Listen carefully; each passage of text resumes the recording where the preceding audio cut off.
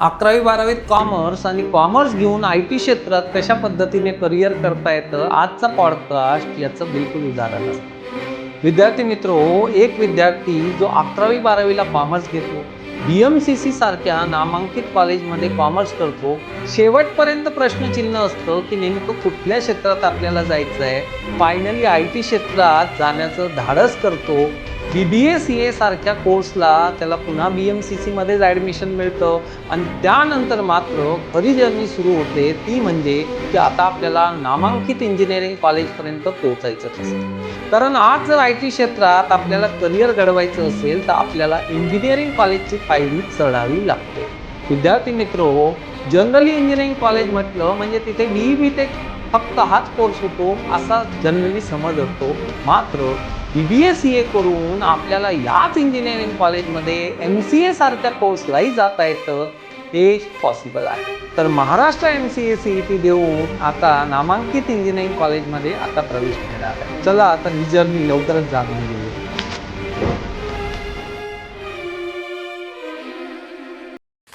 नमस्कार मित्रांनो, आज आपल्या सोबत आहे प्रणव कुळे.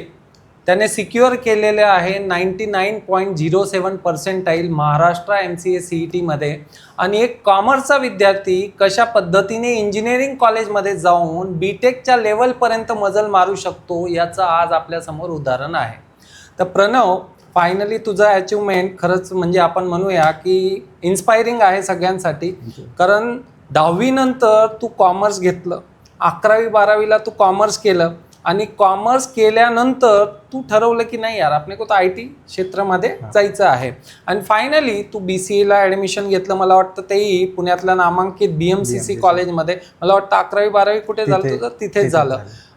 प्रॉपर हा चाळीसगावचा आहे आणि विचार करा, चाळीसगाववरून पुणे शहरात येतो 10वी नंतर एक स्वप्न घेऊन. 11वी-12वी BMCC सारख्या नामांकित कॉलेजमध्ये कॉमर्स केलं.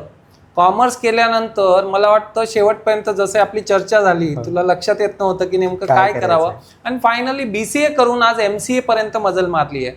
तर प्रणव, लवकरच आपण टॉपिक चालू करूया आणि तुला बोलण्याची संधी देतो. कारण याच्याबद्दल बोलावं असं खूप वाटतंय मला आणि ते खरंच आहे, कारण इन्स्पायरिंग आहे. तर प्रणव, सगळ्यांना हे ऐकण्यात मजा असते की तो मोमेंट काय होता ज्यावेळी खरंच ते तू बघितला रिझल्ट?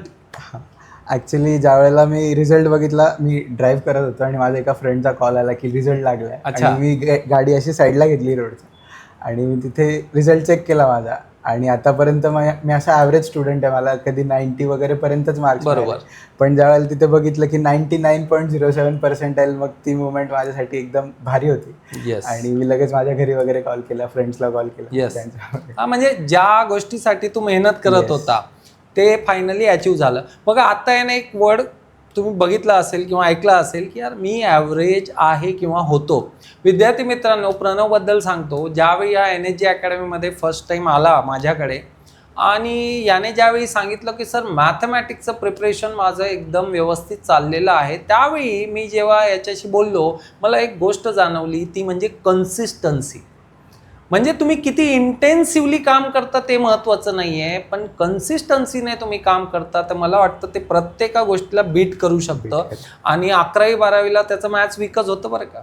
म्हणजे जसं आमचं डिस्कशन झालं आहे, वीक होतं. पण त्यानंतर त्याला एकच कळालं की मी कॉमर्सचा विद्यार्थी आहे, मला CA CS CMA अशा वेगळ्या करिअरमध्ये नाही जायचं आहे, प्युअर कॉमर्सच्या. आणि त्याने IT क्षेत्रात जाण्याचं धाडस केलं, BCAला प्रवेश घेतला. मात्र MCA जाण्यासाठी मॅथमॅटिक्स हा अडथळा असतो आणि त्याने त्याच्यावर मात मिळवलेली आहे. तर मला तुझ्या अभ्यासाबद्दल सांग की कशी तुझी जर्नी होती, रुटीन काय होतं अँड ऑल. ॲक्च्युली मी 11वी-12वी मॅथ्स घेतलं होतं, पण त्यावेळेला इतका इंटरेस्ट नव्हता माझा मॅथ्समध्ये की काही करू शकेल. मी ते करायचं म्हणून केलं. बरोबर. आणि त्याच्यात मला चांगले मार्क्स मिळाले. बरोबर. 92 12thला होते. पण ज्यावेळेला आता इथे परत ते मॅथ्स येणार होतं त्यावेळेला असं की यार परत तेच मॅथ्स आहे.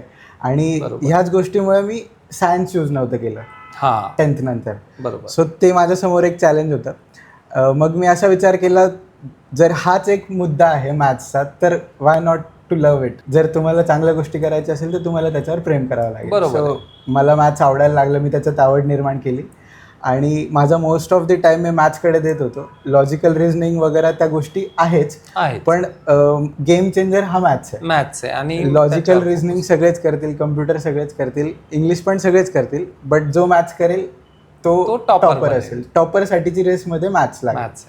सो मॅथ्स स्किप करून चालणार आहे, मॅथ्स करावंच लागेल. बरोबर.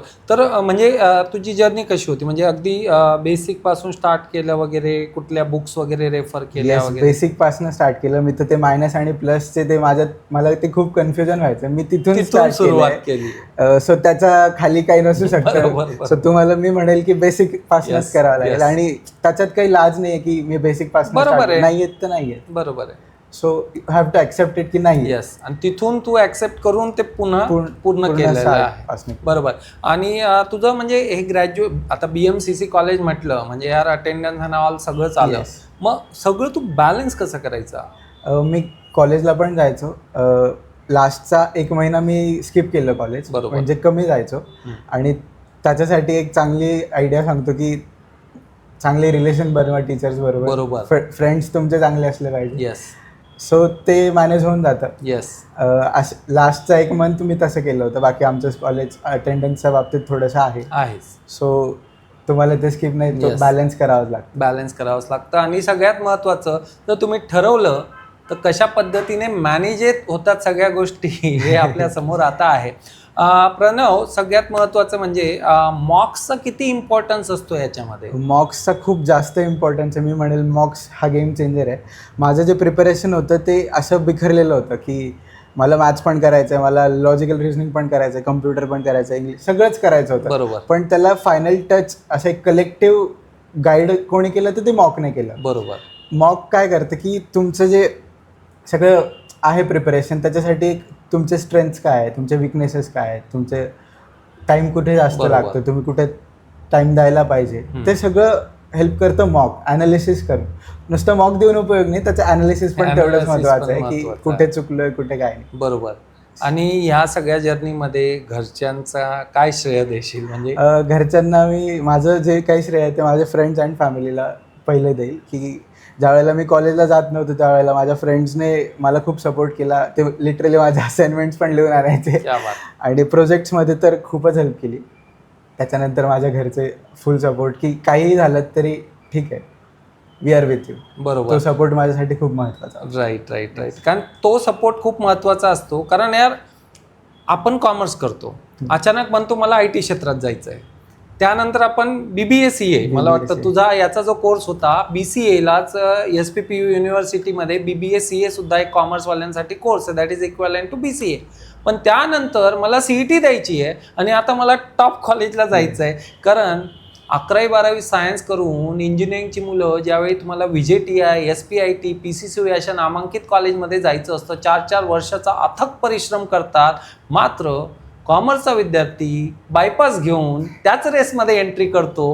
हे खूप महत्त्वाचं आहे. तर बघा, अशक्य असं काही नसतं. जर ठरवलं तर नक्कीच आपण पुढे जाऊ शकतो. प्रणव, ही जी काही ओव्हरऑल जर्नी राहिली याच्यामध्ये नॉर्मल तुला काय वाटतं, किती वर्ष प्रिपेअर केलं पाहिजे किंवा महिने? म्हणजे जनरली काय होतं ना, कॉमर्सचे विद्यार्थी येतात, सायन्सचेही येतात, पण हे कळत नाही स्टार्ट करायचं कुठून आहे. आणि त्यांना वाटतं ग्रॅज्युएशनचे मार्क्स म्हणजे सगळंच काही आहे. मग नेमकं कशा पद्धतीने हे बॅलन्स केलं पाहिजे आणि काय नेमकं प्लॅन? ग्रॅज्युएशनचे मार्क्स सगळं काही नाही आहेत. तुम्हाला जे ऍडमिशन मिळणार आहे आता ते CETच्या याच्यावर मिळणार. बरोबर. प्रिपरेशन मी म्हणेल 1 वर्ष आधीच तुम्ही स्टार्ट केलं पाहिजे. मला थोडं लेट कळालं की आपण CET द्यायला हवी. मी साधारण 7 महिने आधी प्रिपरेशन चालू केलं होतं, पण माझ्या मते 1 वर्ष तरी दिलाच पाहिजे.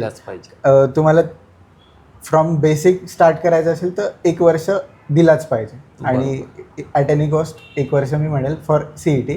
आणि जर निमसेटचं विचाराल तर 1.5 वर्ष लागेल. 1.5 ते 2 वर्ष. येस. निमसेटने आपण NITs पर्यंत जाऊ शकतो. NITs पर्यंत. पण इथे सगळ्यात महत्त्वाचं काय की निमसेट म्हटलं की साधारणतः 1.5-2 वर्ष याचा अंदाज आहे. आणि महाराष्ट्र MCA CET 1 वर्ष मला वाटतं इनफ होतं. आणि कॉलेज कुठलंही असो यार, तुम्हाला ते बॅलन्स केलंच पाहिजे. कारण CETचेच मार्क्स सगळे काही आहेत, त्याशिवाय काहीच नाही आहे. तर नॉर्मली ह्या जर्नीमध्ये ओव्हरऑल जर्नीमध्ये जर मुलांना तुला काही फायनल स्टेटमेंट द्यायचं असेल की कशा पद्धतीने तुम्ही स्टार्ट करा आणि तुमचा गोल कसा ठेवा, तर काय सांगशील? स्टार्ट फ्रॉम बेसिक करायला लाजायचं अजिबात नाही. सो ते एक असेल. आणि दुसरं म्हणजे जे काही कराल ते मन लावून करा, त्याच्यावर प्रेम करा, ते आपोआप तुम्हाला खूप भारी गोष्ट देऊन जातं.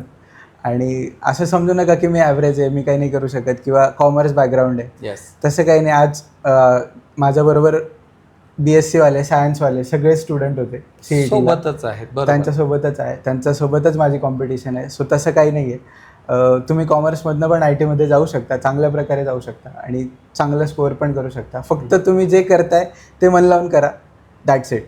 येस. आणि NHG अकॅडमीबद्दल तुला कसं कळालं? मला माझ्या फ्रेंड्सकडनं कळालं आणि मी नेटवर पण सर्च केलं होतं की Yes. Best class for mock test and all. Yes. आणि मॉक टेस्ट जेवढ्या जास्त देता येतील तेवढ्या द्या.